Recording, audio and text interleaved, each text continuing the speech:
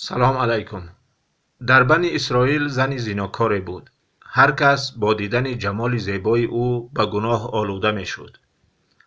در خانه‌اش بر روی همه مردان باز بود. همیشه نزد دروازه‌اش می ایستاد و مردان و جوانان را به دام خود می کشید.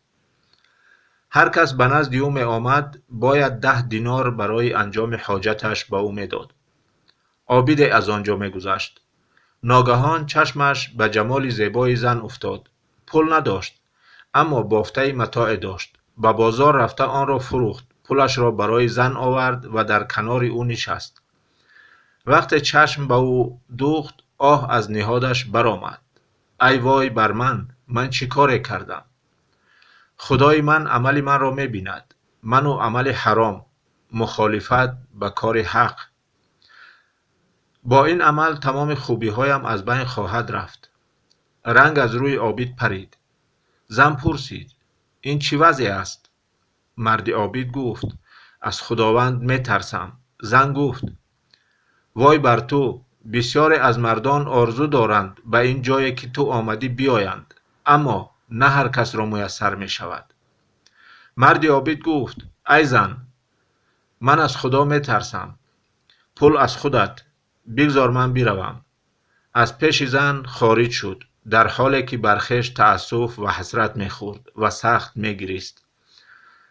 زن را در دل ترس سخت پیدا شد و گفت: این مرد اولین گناهی بود که می‌خواست انجام دهد.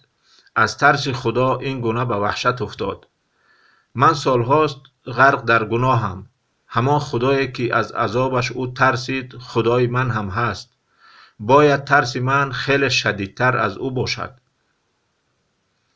زن در همان حال توبه کرد، روی به عبادت آورد و به خود گفت: اگر این مرد را پیدا کنم به او پیشنهاد ازدواج میکنم. شاید با من ازدواج کند و من با این راه با معلم دین و معارف حق یکجا میشوم و برای عبادتم یاریم کند. به همین فکر در جستجوی مرد شد و به دهه‌ای که آن مرد عابد زندگی میکرد رفت. از مردم پرسید و خانه‌اش را به او نشان دادند. نزد عابد رفت و داستان ملاقات و اندیشه آن روز خود را به مرد الهی گفت. مرد فریاد زد و جان به جان آفرین سپارید. زن خیلی غمگین شد. از مردم پرسید: از نزدیکان او یگان مردی هست که نیاز به ازدواج داشته باشد؟ به او گفتند: برادری دارد که مرد خداست، ولی از شدت تنگدستی قادر به زنگیری نیست. زن حاضر شد با او ازدواج کند.